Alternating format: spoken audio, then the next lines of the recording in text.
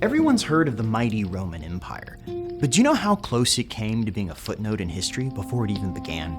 It's a story of how quickly the mighty can fall, victims of their own success. In 390 BC, the Republic of Rome was a power on the rise.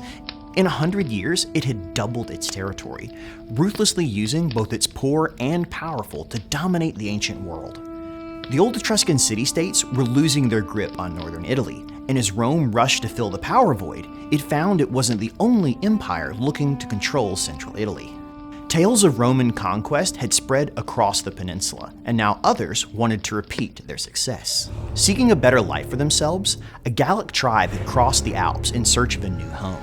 Spurred by tales of unguarded cities, vast green hillsides, and endless jugs of wine. But they brought with them not only their warriors, but women and children, intent on settling and carving out a land of their own. But other Gallic tribes had arrived before them and claimed Tuscany for themselves, so these new arrivals had no choice but to push further south. At Clusium, they found the plump goose they were looking for, and with as many as 20,000 armed warriors at their back, there was nothing the city could do to stop them. So when the Senones arrived, the Clusians were forced to ask for help from anyone that would listen. Rome smelled an opportunity. Always looking to expand its sphere of influence, 3 brothers of the Fabian family were sent to intervene. They were led by the celebrated Quintus Ambustus. The Gauls received the dignitaries with pomp and honor befitting Rome, and welcomed the envoys with respect as fellow conquerors. But then it all went sour. With the authority of Rome behind him, Quintus decided to throw his weight around. Many of the towns and cities you destroyed, Brennus, were friends and allies of Rome. And demanded to know why the Gauls were attacking, and how Clusium had ever wronged them to deserve being attacked. Was this not the same Rome who had mercilessly conquered and enslaved the Veii? Brennus, king of the Gauls, stepped out from the shadows and threw the Romans' hypocrisy back in their faces. They wrong us because they're a tiny, weak people who own more gold than they can spend and more land than they can farm, but won't share it with us, their poor and many neighbors. Pointing out how Rome had envied the Albans, the Capenates, the Faliscans, the Volsci, and the Veii. And now you fight them, enslave them, loot them, and burn their cities to the ground. Not out of cruelty, but obeying the oldest law of the land. The strong take from the weak. And that gives us the right. Quintus had made a lifelong enemy of the Senones. And now they would have to be dealt with, one way or another. With diplomacy no longer an option, Quintus snuck back into the city of Clusium and rallied the city to fight. He decided on a surprise attack. They sallied out from the walls and struck at the heart of the enemy camp. Quintus rode down a Gallic chieftain into chaos, hacking him down with his sword. But as he dismounted to strip the body, horns echoed around him. Brennus pointed his sword at Quintus and called on everyone to witness how an ambassador, allowed there under an oath of neutrality, now fought against them.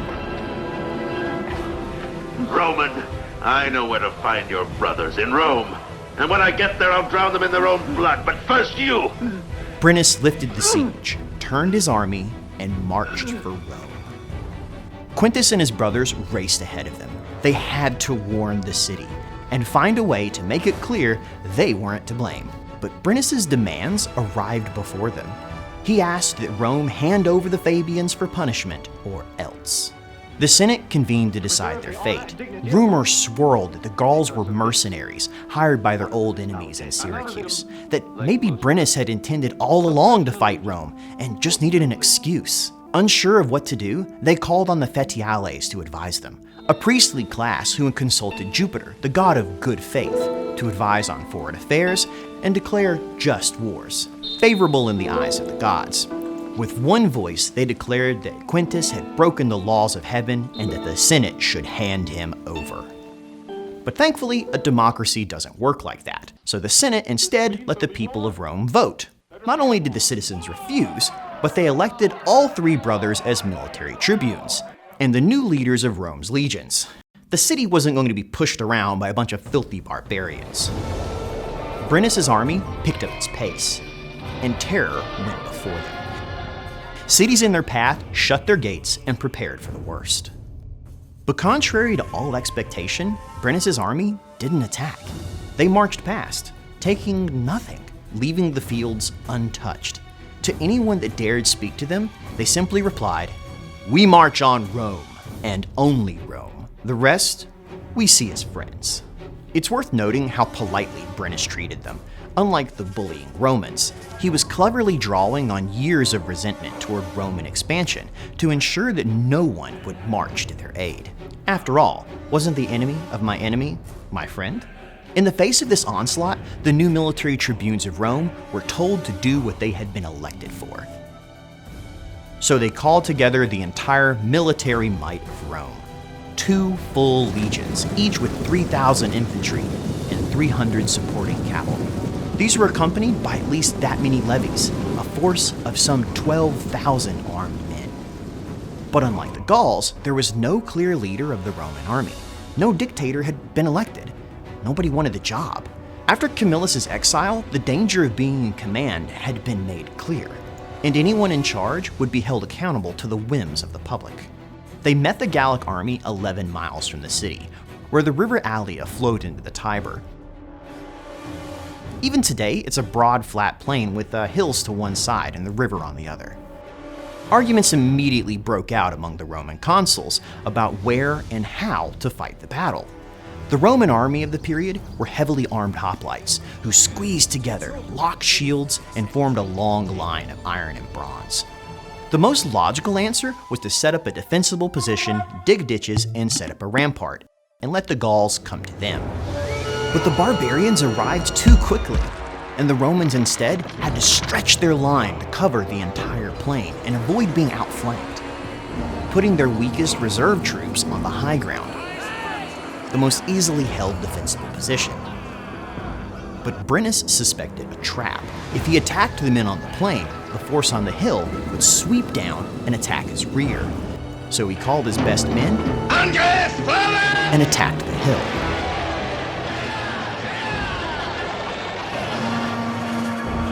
Whatever plan the Romans had fell apart in seconds. The Gauls moved too quickly. They threw their javelins and charged in before the Romans could adjust their line to respond.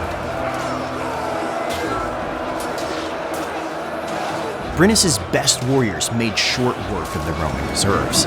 Broken, they ran for their lives. And as the Gauls came down the hillside, the Roman line curled ahead of them. The Romans were pushed back to the river, trapped. Their bodies pressed so tightly together they couldn't fight. Panic set in.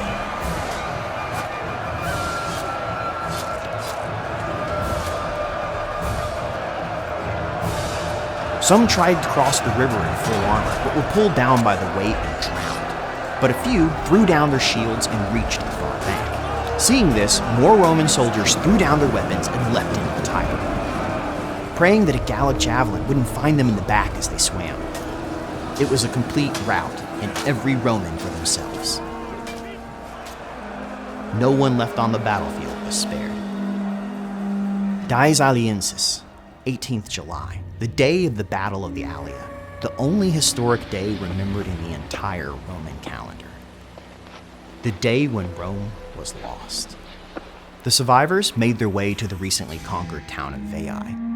In the night, a handful of reserves took the news back to Rome. The army was no more. The Gauls were coming.